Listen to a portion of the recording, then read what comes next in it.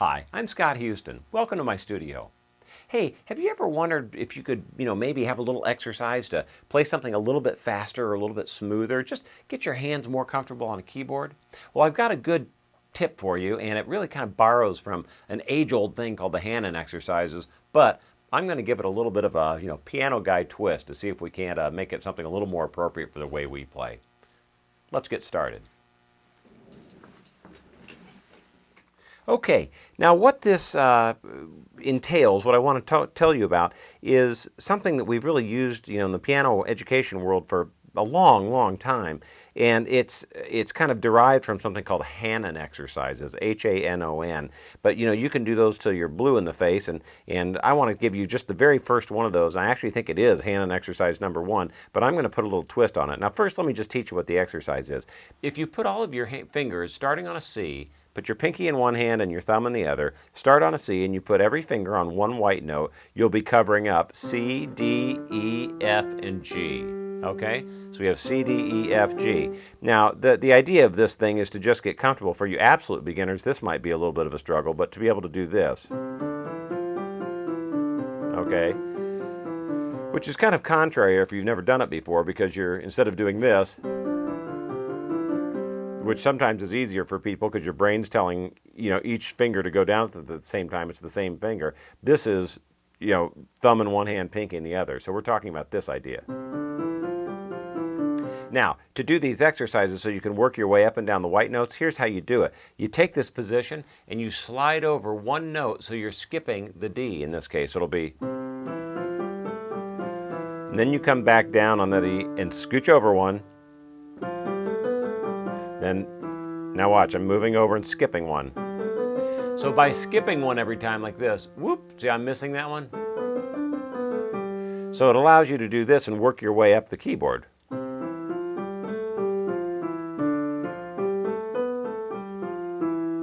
See how I'm doing that? And skipping?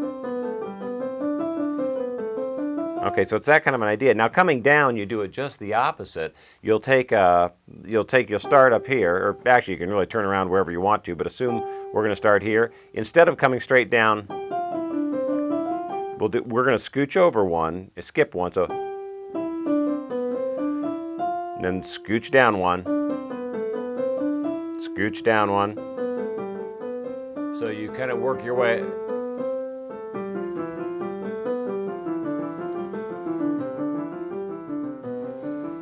Whatever you need to do to finish. So again, don't let that get too hard. All I'm playing is...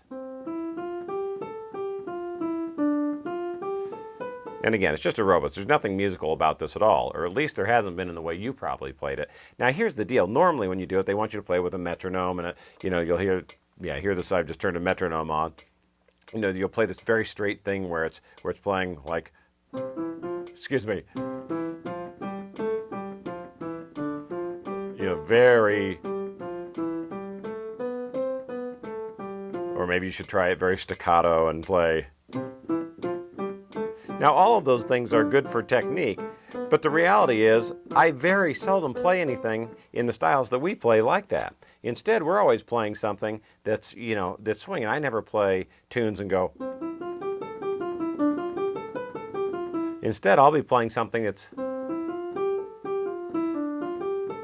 So I think if we're going to spend all that time practicing to get your fingers in shape, which is really what this is for, we may as well do it and make it, get some technique out of it too, as far as getting used to playing in kind of a swing and feel. So instead of playing this, I want to play this.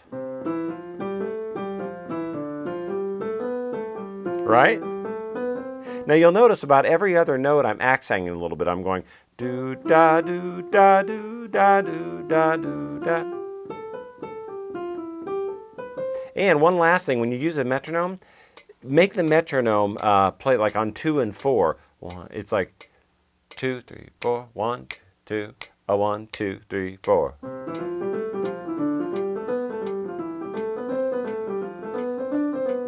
Right? Because that's really playing like you play. Maybe coming down.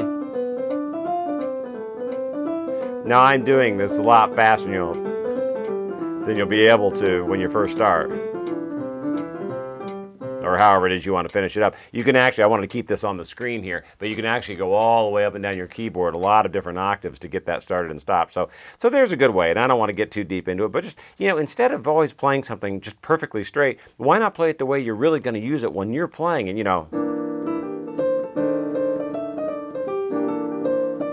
you're swinging things and you're not playing. That's never going to help you. So you may as well, while you're spending all that time, do it in a way that's going to be kind of authentic to the styles you're playing. So there you go. You do that 4 or 5 minutes a day, you are going to have some really fast hands. Have fun.